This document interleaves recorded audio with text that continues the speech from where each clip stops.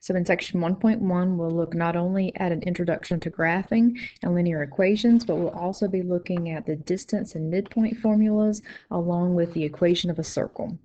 So we'll start here at the top of the notes with the coordinate plane, and you should be familiar with the coordinate plane by now. It consists of an x-axis and a y-axis.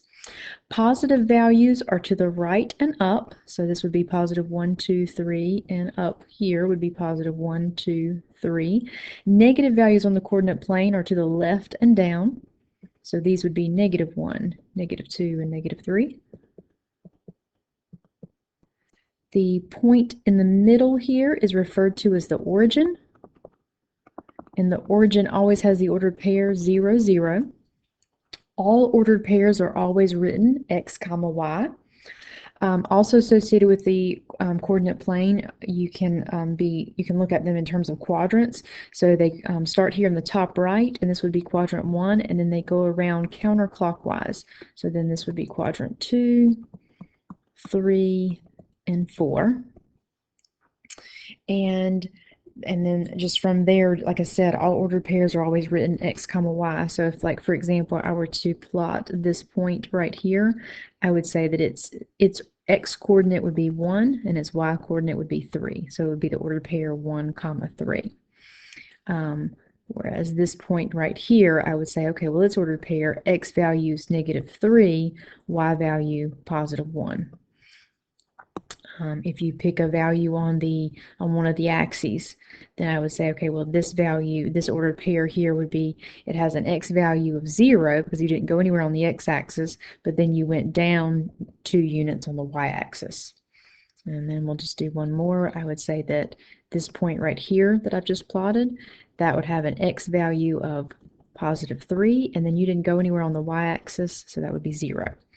Okay. Linear equations can be identified in one of two forms, standard form or slope-intercept form. In standard form, it's of this form where you have x and y on the same side, so it's ax plus by equals c. A, b, and c here are just numbers. So, like, for example, 2x minus 3y equals 19. That's in standard form. Slope-intercept form is really just manipulating standard form. It's just taking this equation up here and solving it for y. And once you've solved it for y, you're in the form y equals mx plus b. And the nice feature about that as we move forward is that the number in front of x is your slope, and the number sitting out here, b, is your y-intercept. And so that's a really useful way of graphing. We'll do that later on in this unit. Today we'll just look at some steps leading up to that type of graphing.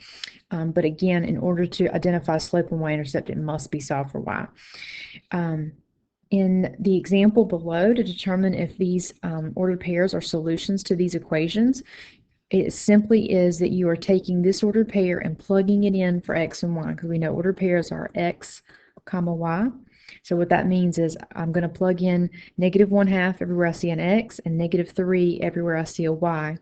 If after I do the operations over here on the left-hand side and it adds up or equals out to 7, then it's a solution. If it doesn't equal out to 7, then it's not a solution.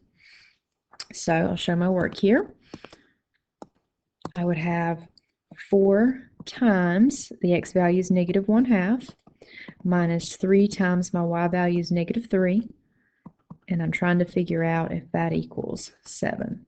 So 4 times negative 1/2, so you're just here is just taking half of 4, so half of 4 would be 2. It's a positive times a negative, so that would be a negative 2. Your next term, you have a negative times a negative, so that gives you a positive, and 3 times 3, of course, is 9.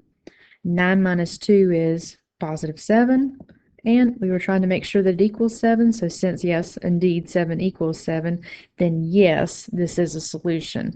So here we'd say yes, and I'll just be specific, negative 1/2, negative 3 is a solution to the equation. all that you would have to simply say is yes or no, but I'm just kind of showing here, exactly what it is that we just found. So over in example 2, if you'd like to pause the video and try it yourself first, I'm going to go ahead and just keep working it. But if you'd like to pause it, then you can make sure that you've got the hang of it. We're trying to figure out, in this case, if the point 1, 2 is a solution to this equation. This time, whenever you do your operations, we're trying to make sure that it equals 6. So everywhere I see an x, I plug in 1. Everywhere I see a y, I plug in 2.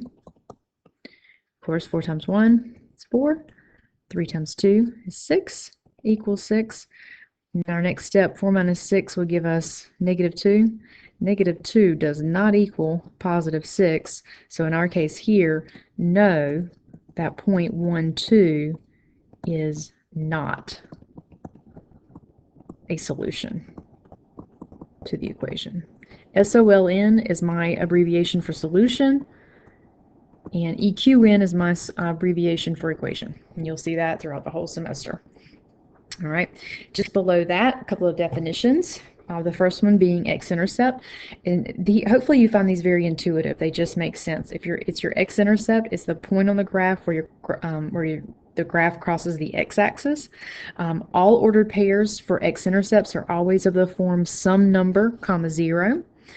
And in order to find the x-intercept, you're always going to let your y equal 0 and solve for x. You will be doing that, this step here of finding the x-intercept extensively throughout this course. And for those of you going on to calculus, you will do that quite a bit as well. So this is a tool that you don't want to, or a skill that you don't want to lose, because you'll be using it quite a bit.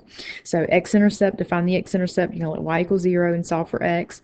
The y-intercept is the point on the graph where your graph crosses the y-axis. Ordered pairs are always of the form 0, comma, some number, so the number's in the y spot. To find your y-intercept, you let x equal 0 and you solve for y. Just to give you a visual, remember this is your x-axis and the vertical up and down, that's your y-axis. I'm just saying that this point right here, that would be referred to as an x-intercept. And if we were going to maybe give that a value, then I'd say, okay, well, that looks like that's about positive 2, 0. All ordered pairs are always, they have the number in the x spot, and the y value is 0.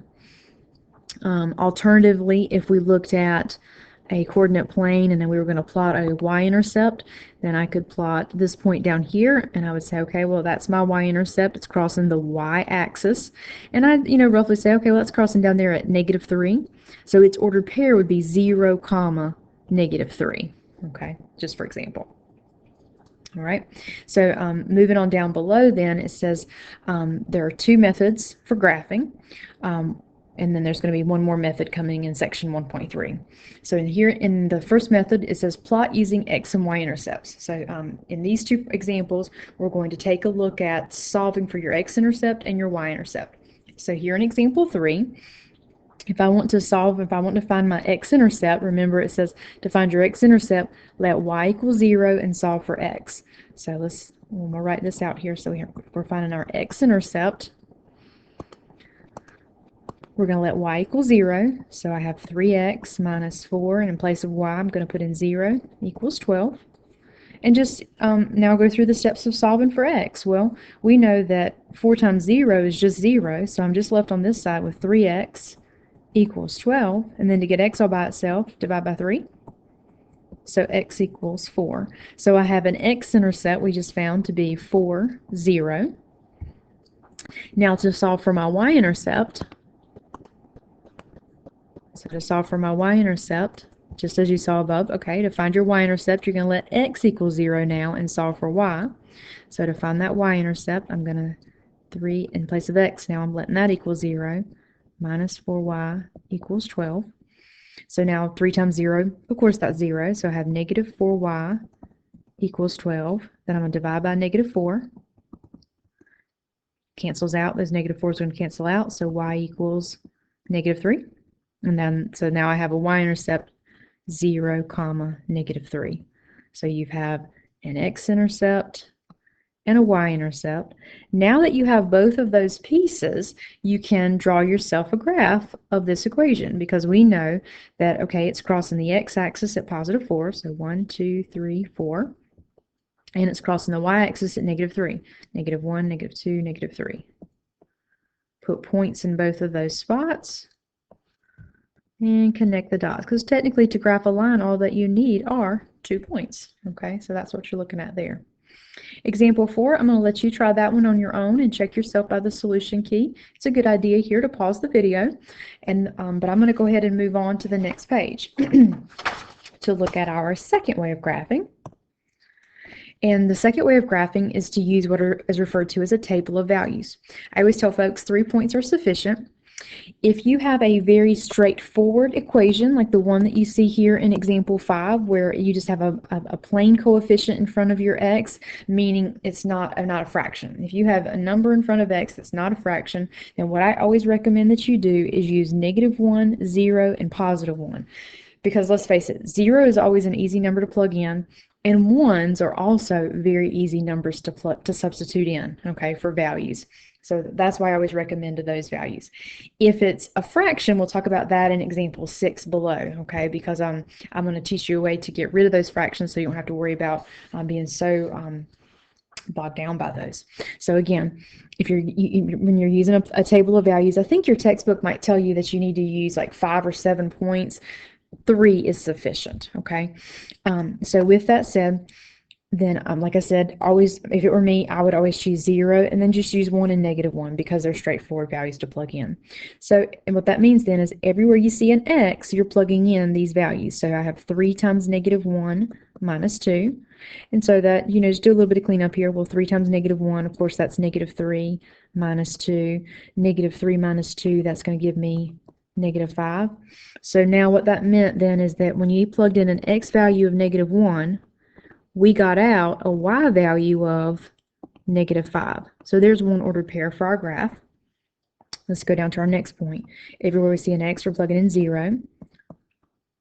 Well, now, as we said, 3 times 0, of course, is just 0. So 0 minus 2 would give us -2. So then that just created the ordered pair 0, -2. And then lastly, let's plug in a +1.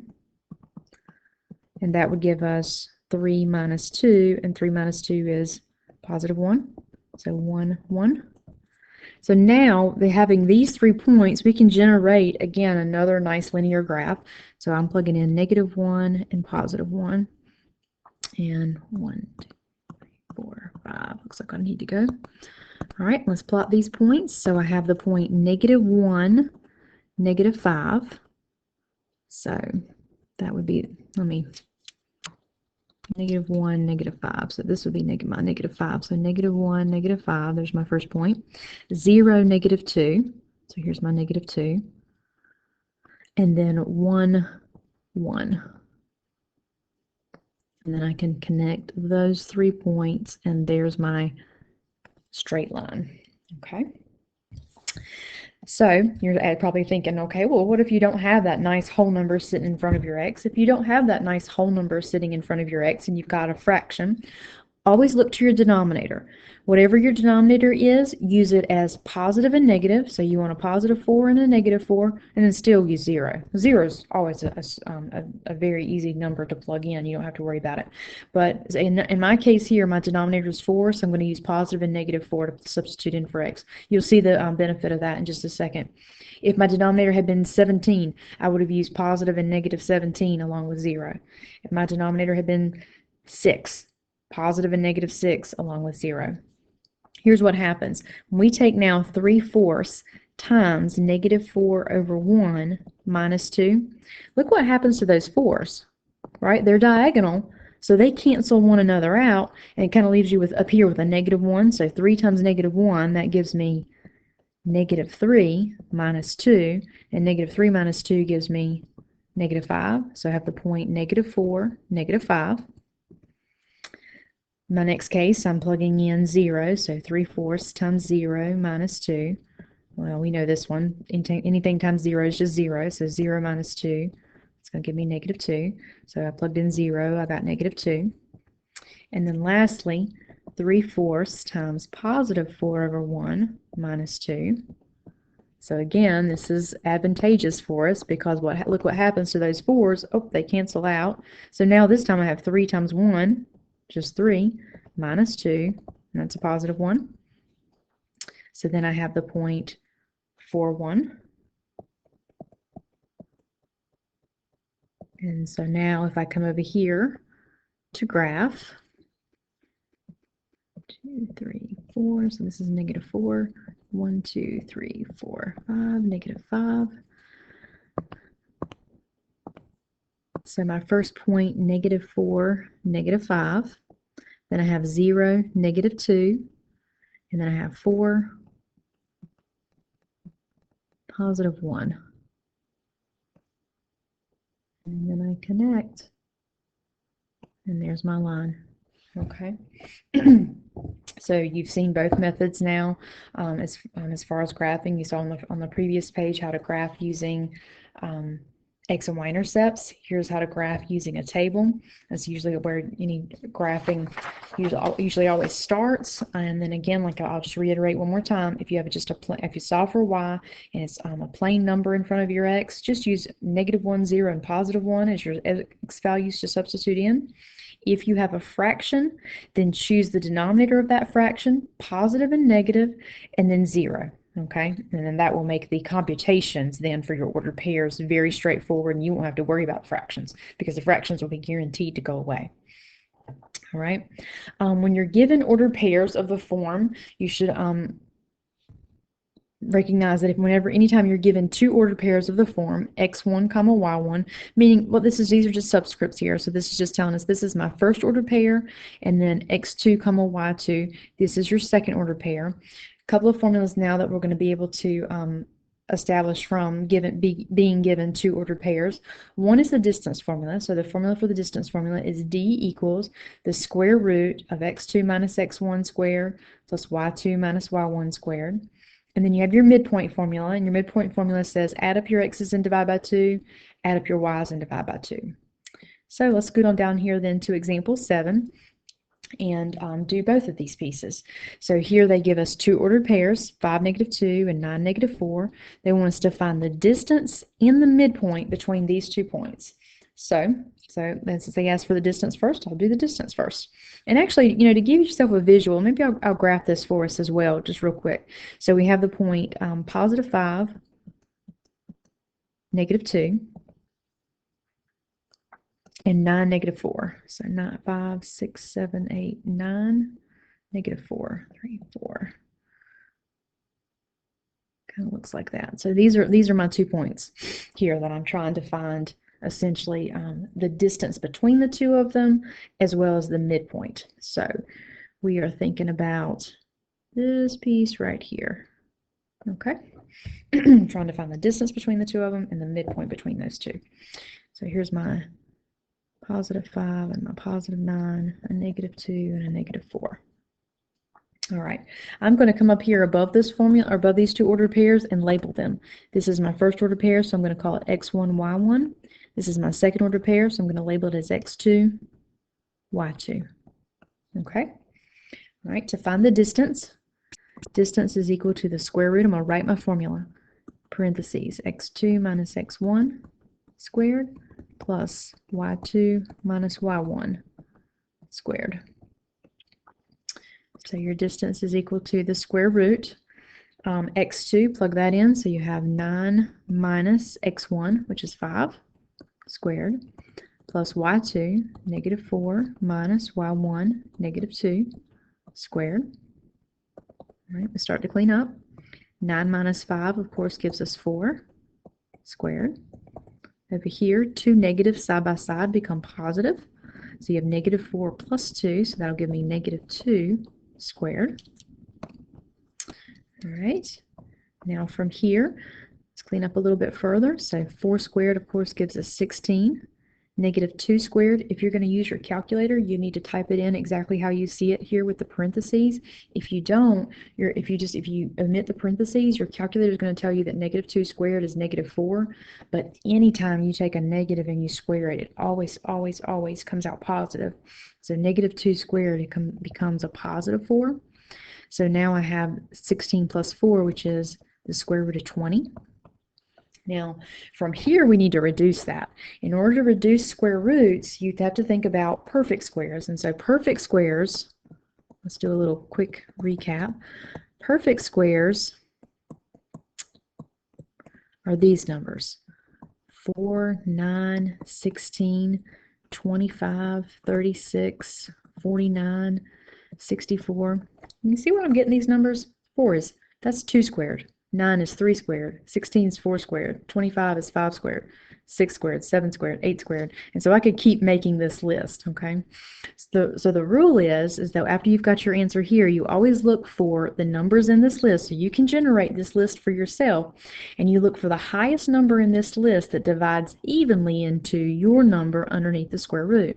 So the highest number that will go evenly into 20 here would be 4, right? Because 9 can't go into 20 and 16 can't go into 20, and of course any number over 20 can't go into it. So 4 can go into 20, and you ask yourself, okay, well 4 times what gives you 20? 4 times 5. Now from here, any of these numbers that you can evenly take the square root of, you do so, and it comes outside the square root. So here the square root of 4 is 2, so it comes outside. 5 is not a perfect square root, so it stays inside. So your final answer here is 2 square root of 5. That's the distance between those 2 points, okay? 2 square root of 5. All right, so now, what they're doing is they're telling me that's this distance here between these 2 points, 2 square root of 5, which I'll talk a little bit more about that in just a second. Let's now find the midpoint. So your midpoint is equal to, and I'll write our formula again. It says add up your x's, so x1 plus x2 divided by 2, and add up your y's, divided by 2. All right. So if you add up your x's, we add up those x's, so go back to my order pair if I can get it all here on the same page. Good. So if I add up my x's, I have 5 plus 9 divided by 2. Add up my y's, negative 2 plus negative 4 divided by 2. And now we'll just start cleaning this up. So 5 plus 9 we know is 14 divided by 2. Negative 2 plus negative 4 would give me negative 6 divided by 2. And let's just do one last step. Let's clean this up. We know 14 divided by 2, that's 7. And negative 6 divided by 2 would be negative 3. So that would be my midpoint. And let's think about this. Does this make sense? Would it make sense then that the midpoint between 5 and 9 would have an x value of 7? And that the y value halfway between negative 2 and negative 4 would be negative 3. So hopefully that does make sense to you, that would be your midpoint. Now, as far as going back and explaining a little bit further about that 2 square root of 5, think about the straight line distance. The straight line distance between 5 and 9, let me use a different color. This would be 4 units. And straight down from here to here would be 2 units. I don't know how much you remember about the Pythagorean theorem, but that's what would actually give you this distance here as well, is that we could say a squared plus b squared equals c squared. And so if you did 4 squared, of course, is 16, plus 2 squared is 4, and there you have again, that's going to be your square root of 16 plus 4, which is going to give you the square root of 20. And so that gives us that 2 square root of 5, and that 2 square root of 5 is about it's almost like 4.47 units there. Okay, so they were just saying then that would be roughly about 4.47 units. Okay, so that you don't have to know any of that piece right there, but I just thought I'd give you a little bit of background, just kind of tie it into Pythagorean theorem, which I'm sure you're familiar with. Okay, all right, let's flip it on over then to the last page. Let's look at circles. The equation of a circle is given at the top here, and it's x minus h squared plus y minus k squared equals r squared, where the center is h comma k. So what that means then, if it's in this formula or in this form, then you can always identify what your center is by taking the opposite of your, so if this is x minus 2, then notice here, since it's x minus h, notice how I pulled out a positive h, and it's y minus k, I pulled out a positive k. So you're always going to be, when you identify your center, you're going to be pulling out the opposite signs. And then your radius is r. So this is r squared. So to find the radius, you'll be taking the square root of that. So to give you a little bit more of a concrete example, let's look down here at example 8, and it says, given the circle equation here, x minus 2 squared plus y plus 8 squared equals 6, they want us to find the center and the radius. So your center is, this is x minus h plus, and here's your y minus k. So I'm pulling here, okay, well this is x minus h, so my center h is positive 2, and my k would be negative 8. You always pull the opposite sign, so since this is negative 2, I'm pulling a positive 2, this is positive 8, I'm pulling a negative 8. The radius, square root of 6. Square root of 6, you would still think about trying to reduce that, but if you think about those perfect squares on the previous page I wrote for you, 4, 9, 16, I don't have to go very far. There's not a number in that list that's going to divide evenly into 6, so that's your final answer there. All right. In example 9, this one's stepping it up a notch. It says, okay, let's find the equation for the circle that has a center and a radius of square root of 2. So I'm going to write out our formula, x minus h squared plus y minus k squared equals r squared. And this might help a little bit, kind of working backwards now. Parentheses, x minus, h is negative 3, so I'm going to put it in like that, plus y minus, plug in my k, so that's 4, equals, radius is square root of 2 squared. So now if you go and clean this up, 2 negatives side by side become x plus 3. And then this will stay at y minus 4. And anytime you take a square root and you square it, you always get what's inside. So there's your equation, x plus 3 squared plus y minus 4 squared equals 2. Now, if you go back and if you think about it, if this had been what you were given in the very beginning, and you were asked to identify what the center is, remember that's where I said, okay, for your center, always take the opposite. So this would be negative 3, positive 4, just like you were given. So hopefully that kind of helps tie in, why you're doing the opposite there, okay? All right, and then lastly here in example 10, it says, let's find an equation of a circle whose diameter has endpoints at 7, 13 and negative 3, negative 11. So I'm going to try to draw you a rough sketch here. So we're saying 7, 13, positive 7, okay, yeah, positive 7, positive 13, so something way up here. I'm not going to be perfect. And then negative 3, negative 11. So something negative 3, negative 11. So something like that. So those are my 2 endpoints. You know what? I guess I should go back and make sure that you're clear on, like in terms of, what it is that we've done in terms of a graph here. Like, for example, we're saying up in example 8 that your circle has a center at positive 2, negative 8, so negative 2, negative 4, negative 6, negative 8, and I'll just do a 1, 2 there. So here's your center, and then the radius goes out the square root of 6, and the square root of 6 is approximately what? 2 point something, 2.44. So it says, okay, we'll go up just a little bit past 2 units either way. And a lot of times when I do this, it always kind of looks like I end up with looking more like an oval than I do a circle, but that's just because I'm not quite to scale. But anyway, that's a fairly decent representation there. So likewise on this next one, you have a center at negative 3, positive 4. And then you have a radius of the square root of 2, and the square root of 2 is approximately 1.4. So let's just say we're going up 1.5 units. Kind of just make it, because you're not going to be able to see the difference between 1.4 and 1.5 on my computer anyway. That looks a little bit better in terms of a circle. Okay, just going out technically 1.4 units each way. All right, so with that said, coming down here to example 10, they're telling us that this is the diameter that would go through that circle. Remember, diameter is going from one endpoint to another endpoint on the circle. Radius is from the center to the outside. So I want to think about then, okay, well, how could I find the center of this circle if these are endpoints on this circle? Let's just move it there. That'd be the easiest thing to do. These are endpoints on this circle. Then how do I find the center of it?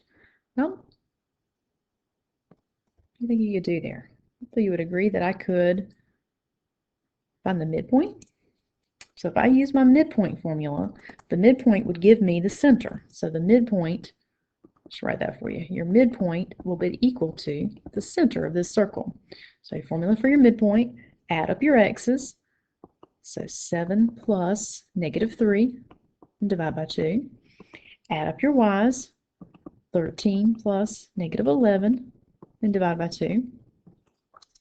So we add those up, that's going to give me 4 divided by 2. 13 minus 11 will give me 2 divided by 2. And then just clean up, and that gives me the 0.21. So that's not too bad of a representation. I mean, it's a tad off here, but okay, we're saying now that this represents the 0.21. Okay, that's my midpoint. Again, my representation here is not to scale, but okay, there's my midpoint, or there's my center. Okay, so let's identify that. So if we think about now in terms of the equation of our circle, we have x minus 2 squared plus y minus 1 squared equals r squared.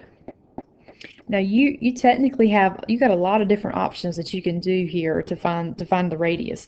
You could technically plug in an x and a y and solve for r.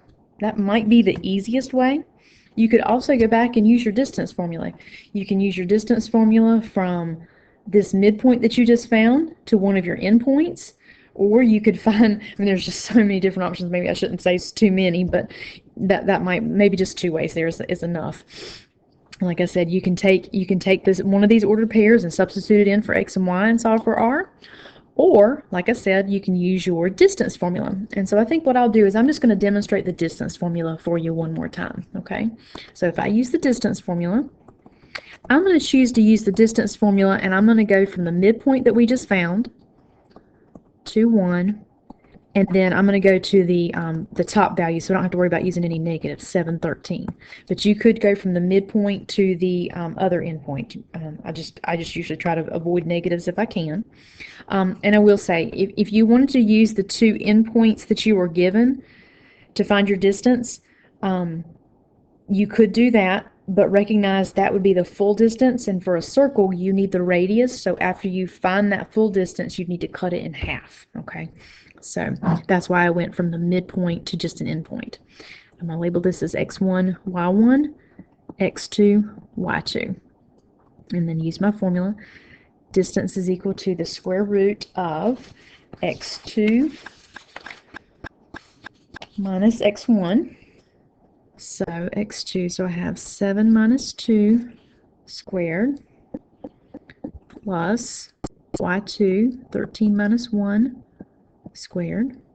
So then that gives me the square root of 5 squared plus 13 minus 1 would be 12 squared. And that would give me the square root of 25 plus 144. Add those together and you have 169. And this is a perfect one. The square root of 169 is 13. So you have found the distance here, and your distance this time is equal to the radius. So remember that when you go to find your formula, it's x minus 2 squared plus y minus 1 squared equals your radius, so that would be 13 squared. Go ahead and clean that up to say, okay, well that is 169.